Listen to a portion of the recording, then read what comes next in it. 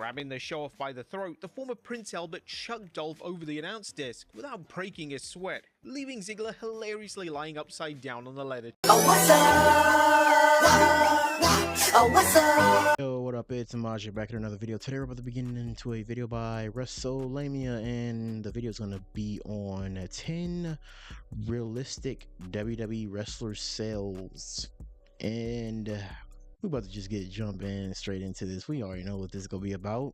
10. Asuka's kick freezes Rhea Ripley. Although she's rarely given the chance to show it nowadays, Asuka remains one of the WWE's stiffest strikers, with a roundhouse kick being especially potent. Used as both a finishing and a signature move throughout her WWE tenure, the kick is always delivered with just enough force to emphasize its believability. But on a September 2025 Raw, Asuka pulled out her best round kick to date. Wrestling Rhea Ripley in what was ultimately a losing effort, Asuka used the kick as a great false finish spot. Her ankle connected cleanly with Rhea's head in the middle of the ring. Had the match ended there, nobody would have been up in arms about it.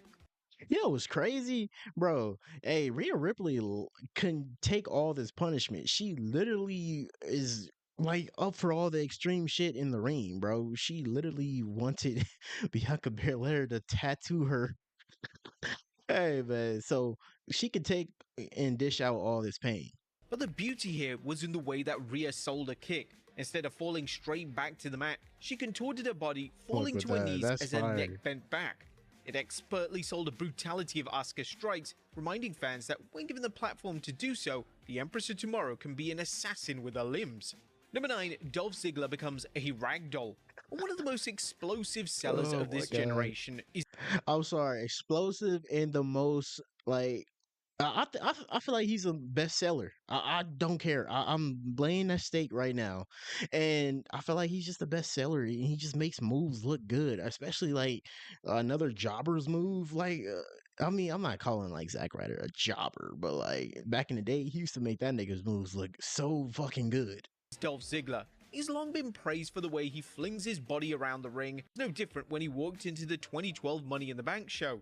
Competing in one of the two titular matches, Dolph Ziggler was left out to rot after being tossed out by Tensai. Grabbing the show off by the throat, the former Prince Albert chucked Dolph over the announce desk without breaking a sweat, leaving Ziggler hilariously lying upside down on the leather chair. This is exactly how anybody would react to... Yeah, bro, this is what it looks like when like a video game puts its ragdoll physics into play. This nigga Ziggler is just so damn good, nigga. Taking such a sudden impact to the body. To use the most extreme example, Dolph looked as though he'd been involved in a nasty car accident. Now, even though this incident occurred almost 14 years ago, Dolph Ziggler hasn't changed his wrestling style one bit, despite now being 45 years old. He spoke to IGN shortly. Oh my god, time is just passing by. This nigga's 45, he does not look it. Bro, oh my god, we gotta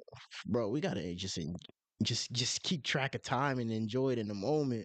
Bro, our favorite superstars are just getting old. After his Money in the Bank win in 2012, explaining why he'll never tone down his in-ring style.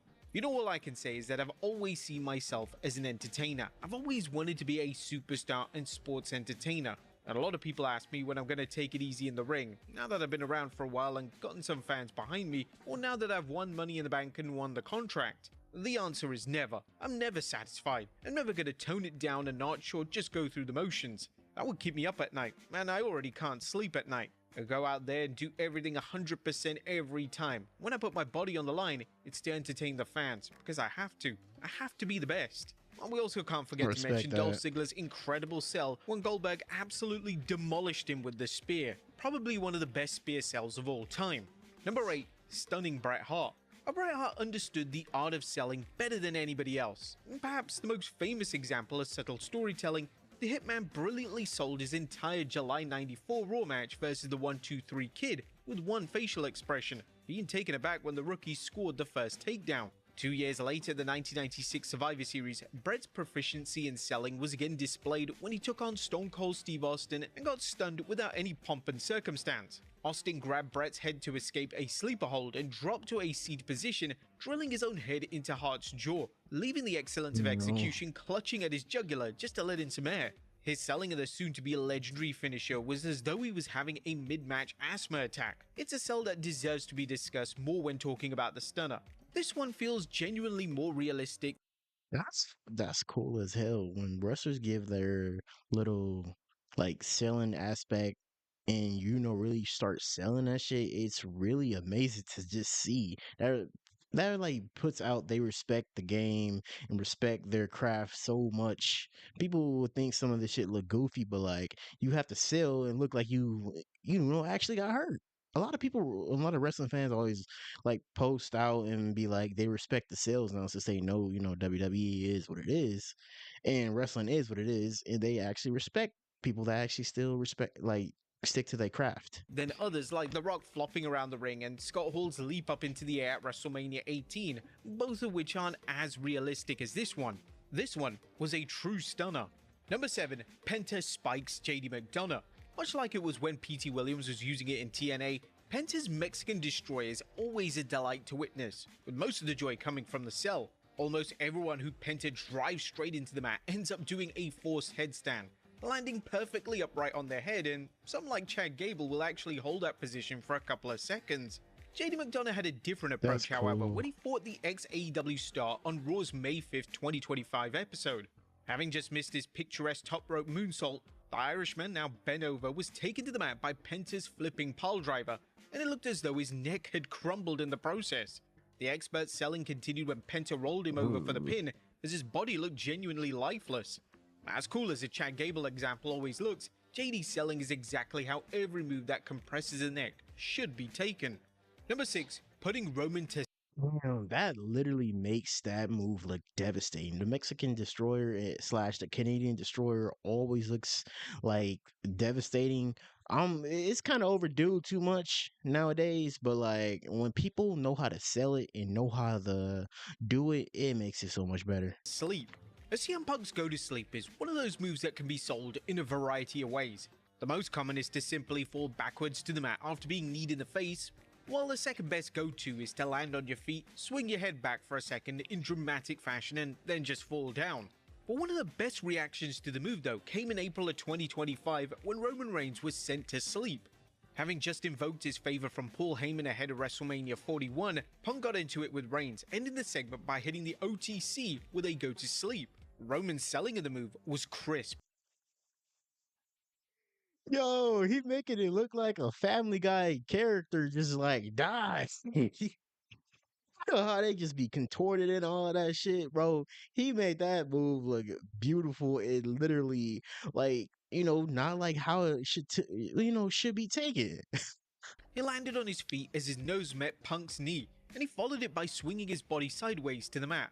He was lying in a heap, kind of like Peter Griffin. For a move that is supposed to be sending you to sleep, this is exactly how you should be selling it. Remaining on your feet for even just 1 second, or worse still, doing any sort of flip reaction like Evan Bourne used to, maybe takes away all the believability of what is still one of the most protected finishers in WWE. Number 5, taking out the boss. Adam Pearce was a great independent wrestler in his own right before he joined WWE in the early 2010s as an on-screen authority figure.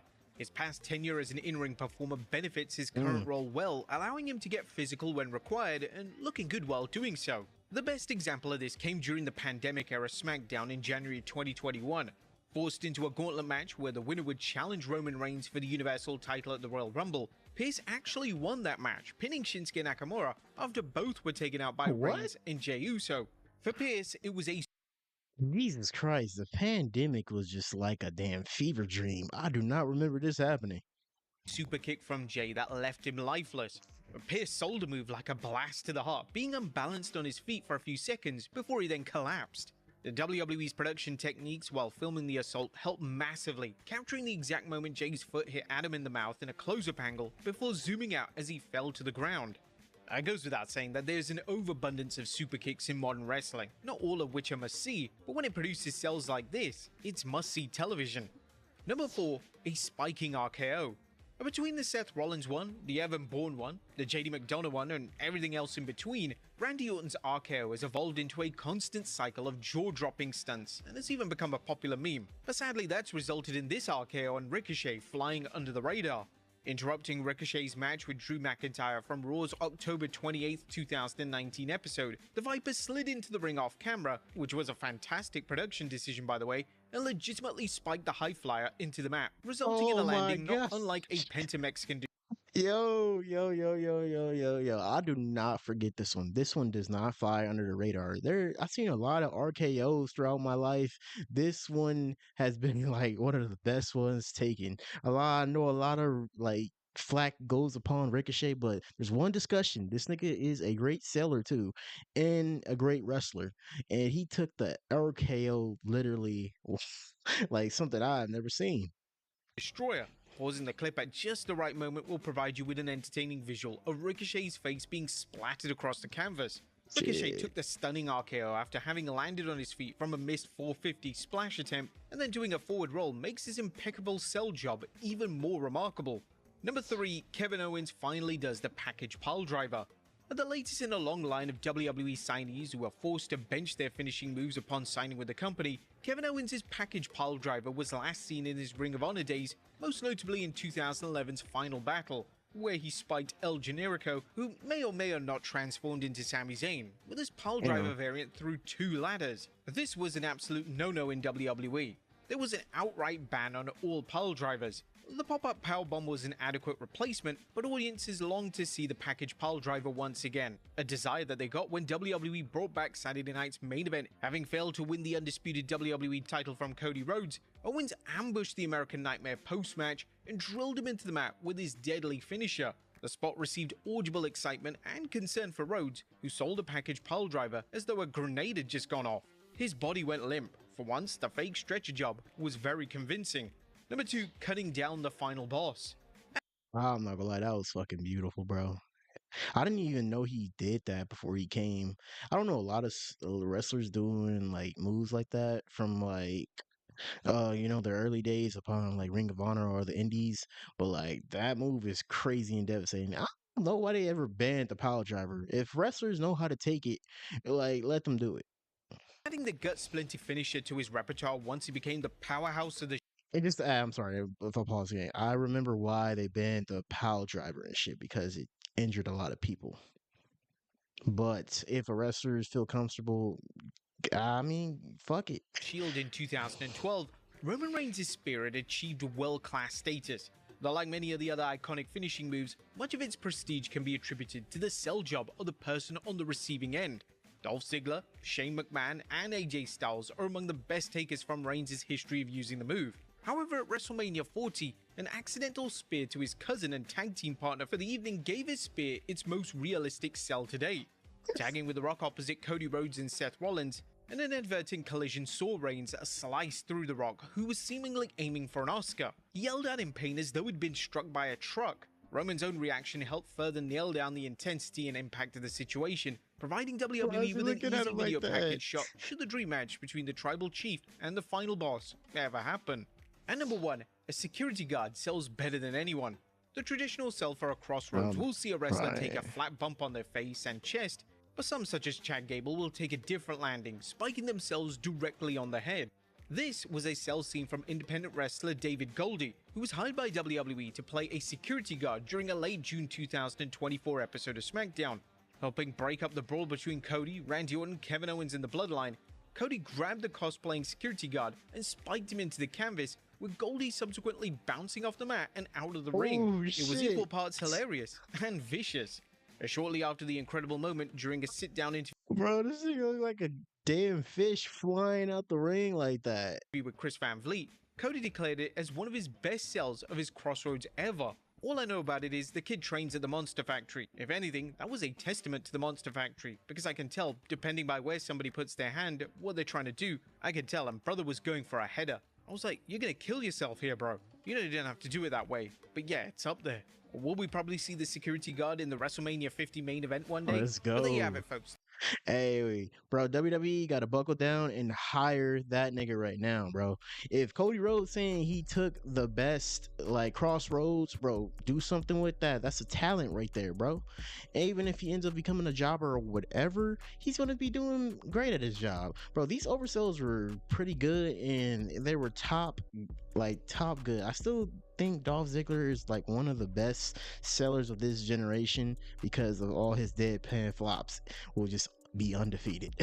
After that nigga get hit with a finisher, he just like seems just dead. But man, this great. This video was good. Go check out WrestleMania. Hey, if you guys enjoyed that video, leave me a like and subscribe. And we on the road to 350. Catch you guys in the next video.